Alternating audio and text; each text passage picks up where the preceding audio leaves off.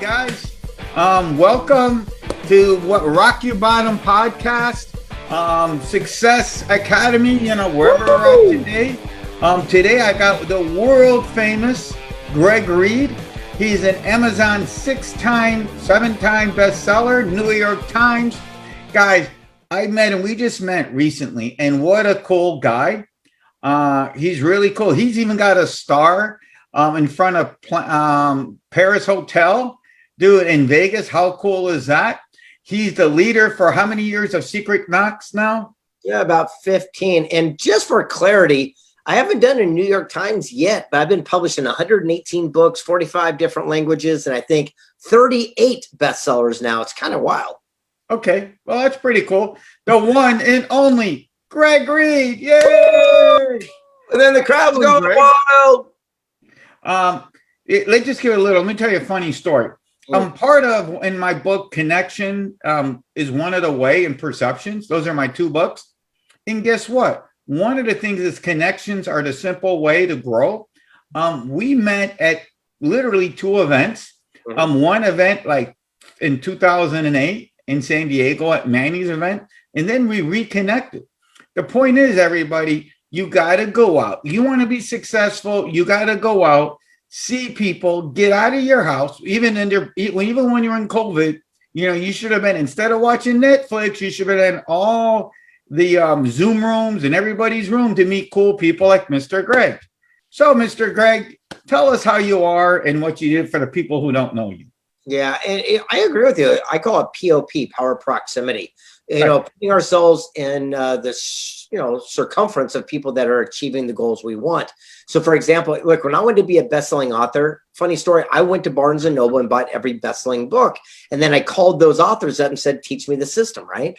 Because if you surround yourself with people who are doing what you want, then ultimately you can do it yourself. For example, if I needed guidance for tax, counseling or for wealth management, I'd sit down with you and say, hey, show me some of the tricks. Because you've already paid what I call the dummy tax from all your trials and tribulations. Lots of dummy tax, Greg. Yeah, I can learn from your experience. Right. I mean, the road to success is doing the connection that there's other people who've gone before you. I think that's always been the key. So what are some of the other keys you want to tell the world? Yeah, it's interesting. You and I were talking at Bill Walsh's event, Rainmaker, and was really interesting. We're going over the power of CPC, and it's an acronym that stands for Clues, Patterns, Choices. It's about accountability and responsibility for every single thing that happens. It's our fault.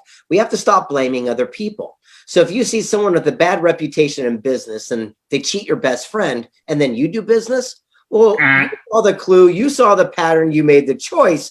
It's like seeing a rattlesnake rattle, bite your kid's sister. You go to pet it, get bit, and you're mad at the snake. Looking back, we won't be mad at the relationships that failed or negotiations that fell through. We're just mad that we stayed in too long because we saw the clues, we followed the patterns, but we made our choices late. Oh, very cool. And that is so true. I think another thing you didn't add to that, what I could tell you, is you never made there is no bad decisions as long as you learn. Because let me tell you my really dirty secret. When I started doing email marketing, this guy really clean, and there's been a bunch of people who clean my Amex card a lot and then never got crap. But at the end of the day, I'm going to go and say thank you to every one of those people who they thought they stole money from. Because guess what, Greg? If they didn't steal money, we wouldn't be talking today. Because I would figure, well, guys, this is a real podcast. So I talk, this is real. And then I would go, wait a minute. What did I do wrong? And I'd go do something else and something else and something else. Well, guess what, Greg? The 6 times something else is how we met. Yeah. It's interesting. Success leaves clues. Right. Even our setbacks, they teach us stuff as we go. The main thing is, look, I never look back for some reason. I'm kind of one of those weird birds. People want to always talk looking back, what's the biggest mistakes you made? Yeah, it's not a good conversation for me. I like to say, looking forward, what's some of the great things I've learned that I'm going to, start applying for my future success? Because that's the conversation I want to have. And a quarterback in football, they never throw a ball where the wide receiver is standing. They throw it downfield and let you run to it. So for myself, I feel like I'm just chucking Hail Marys because all you need is one amazing play. And that's the one that they're going to tell the stories and write the books about. Very cool. How did you get into, obviously, how did you get into this type of world of The Secret and all the cool stuff? I mean, some of the books, I know I've read, I think my favorite one when I first met you from in San Diego was that 3 Feet of Gold. That to me, by the way, for everybody's watching this, Greg's style of books, okay, 3 Feet of Gold. And what's the new one you just came out? The Salesman, something about salesman. It's the blue cover. It's sellership. It's about not focusing just on how to sell people, but how to make sales leaders, sales trainers. And Brian Tracy, one of my all-time heroes, wrote the foreword for it. So Ben Ward and I were very blessed and honored for him to come on board. And what we do is we write in something called the parable form. It's a storyline, and you and I are you and I are working on a new parable called Station 42 that'll be out later on this year, and it's going to be spectacular.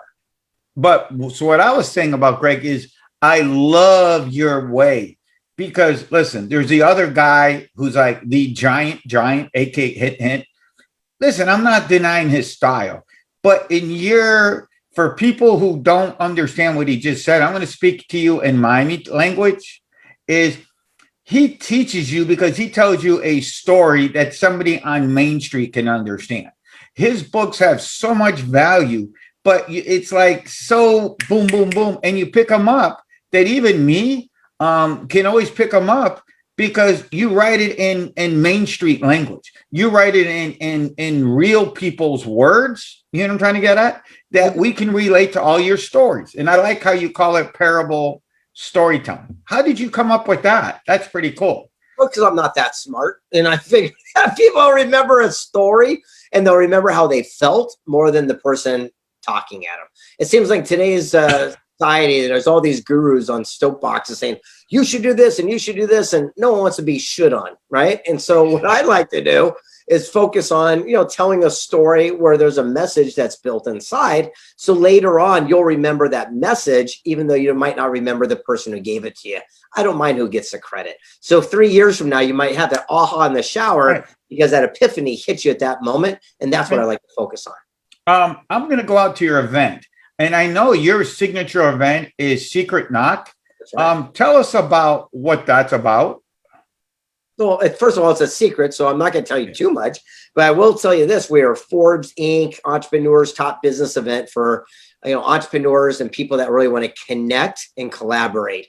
And the concept is, instead of coaches, teachers, mentors, we just bring in the world authority. So if you want to start a new clothing line, well, go over to the taco bar. You can hang out with Brian Smith, who founded UGG Boots. If you got an idea for a board game, here's Rob Angel, who created Pictionary, millions of copies. And where would our lives be by actually hanging out with the individuals who have accomplished what everyone else is just talking about? And that's what Secret Knock is built upon in our foundation. So does that mean in about 3 years, guys, if you want to know the ninja tricks, how to grow your business, who you going to call? Hint, hint, hint.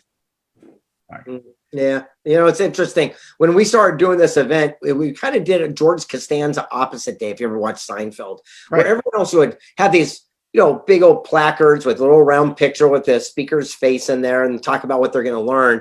We did the opposite. So our thing is it costs a lot of money to go, as you know, and we will not tell you where it is or who will be there. You won't know. Very cool. You know nothing, right? And the whole idea is that we slowly drip the information to the people who are coming, but we don't let the general population know. That way we don't have looky-loos and people just popping in. And by doing that, last time we had President Vicente Fox join in without. Ooh, he's very cool. Yeah, we had a private Skype with Edward Snowden while he's hiding in Russia. We flew in Tonino Lamborghini from Italy with all these amazing humans. So the idea is we keep it private, we keep it exclusive, and give you direct access. Very cool. How did you get started? I mean, obviously this didn't start by, how did you get started in this world? By accident. Yeah, I mean, it was all, how it is. Our side hustles or our hobbies become sometimes our full-time gigs. So what happened is that I was writing best-selling books and people kept saying, how do I meet your friends that you're coming across while you're publishing? And so I started an event in my living room with 12 people. it blew up, and then they started telling people and telling people, and eventually they said, do we need a ticket? And I says, nope, all you know is the knock, bump and a bump bump, as a joke. And it went on to become a global juggernaut. Who would ever thought? I love that. I love that. What would you say? Because this is kind of a business slash success. Mhm. In the world coming out of COVID, who are like, ooh, what would you say the one thing that Pete's got to do to elevate and rock and roll going forward? Yeah, I don't know any of those people that are like that. I mean, I'm in San Diego, and today's the first day of summer.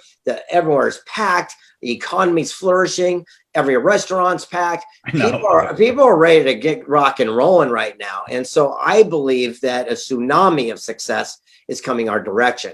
And I believe that we have got to prepare ourselves for the opportunities that are coming our way. So I have something called RAS, which is a scientific version of the law of attraction. It means reticular activator system. Whatever you look for, you will see. If you look for red cars, you'll see red cars. Well, right now I'm looking for opportunity, relationships, collaborations, because those two are around me, and I'm tuning in so I can, tap into the source and bring them to our sphere of influence. Oh, very cool. I always respect everybody's time. So what's a couple of things as parting shots you want people to know about you, and how can they get a hold of you? Well, less about me. Here's a good nugget. Surround ourselves with people, again, that are getting the results we want for ourselves. And door number 2, seek counsel and not opinion. The guy who invented super string theory taught me this. He said, successful people seek counsel and failures listen to opinion. And so what's the difference? He said, opinions based on ignorance, lack of knowledge, inexperience, like all your family friends who've never done what you're about to venture upon. Counsels based on wisdom, knowledge, mentorship, people pave the way. If I go to a family friend and tell them I'm going to write a best-selling book, they tried to talk me out of it to protect me because I'm dyslexic and got a D in English, and they never read a best-selling book. So I went to Jack Canfield and Mark Victor Hansen, who wrote Chicken Soup for the Soul, sold 1 billion copies. And they said, Greg, sit down. Here's what you need to know, and gave me counsel based on wisdom, knowledge, mentorship. If we would spend our activity only seeking counsel and ignoring people's opinion, that's the day your life would change. And through this monumental time that we have in history, it is the time to start seeking the people that are getting the results we want so we can do it too. Oh, very cool. One day I'll tell you about that. That kind of happened to me. I wrote an Amazon bestseller, and I kind of tell my wife because they think I'm crazy, or my brother. And sure enough, now my wife's, oh, look at my son. Although I don't have any with me because I'm in my office. They go to me, oh, look, he wrote a book. And even to this day, my brother, he's a lawyer. Oh, they make fun. And I say, well, are you on Amazon, Joe? When you're on, even though you're the best lawyer out there, but when you're on Amazon, then we talk. But if you're not on Amazon, stick to what like you just said, and then we talk. Yeah. What else? Anything else you want to say? Give us some cool nuggets. Well, here's one of my favorites. And we talked about this again when we met both times, Manny and at Bill Walsh's event. Right. And it was one of my favorite interviews I ever did. And it was with Evander Holyfield, the boxing legend. And I said, how did you win so many heavyweight championships? And he said, I just have a higher standard, just like you, Al. And I said, what do you mean? He says, well, in sports, I showed up early. I left late. Right. I did what I had to do. And I had a higher standard. I won more championships. I said, didn't it hurt being in a fight? He says, yeah, but when you're in a fight, you don't focus on the pain. You don't focus on the blows. As soon as you focus on the pain, you end up on your back knocked out. Yep. But that's what people do outside the ring. They focus on gas prices, war, economy, and then they wonder why they never become a champion. And he pulled me in tight. An Adonis of a man missing half an ear, bitten off by Mike Tyson. He says, the funny thing is, when you do win the championship, everyone comes to their feet and they chant your name. They raise your hand in victory and they put a big shiny belt around your waist. He said, at that moment and at that second, you don't feel even one of the punches you took along the journey. But the guy in the losing locker room will have every bruise, every excuse for the rest of their life, wishing they had a higher standard. No, and that's the truth. And it goes back, by the way, what you said earlier. And part of getting the standards is start hanging around with people that are going to take you there. And, and like I was helping some like a friend of mine, and I said, look, all right, well, I don't have any money. Well, watch YouTube. There's a zillion until you have the money. There's all kinds of YouTube, or spend like $12 and buy the audio or buy the book on Amazon. And heaven forbid you go out and read it. What a concept. Yeah, many receive great advice. Not everyone capitalizes on it. Oh, I agree.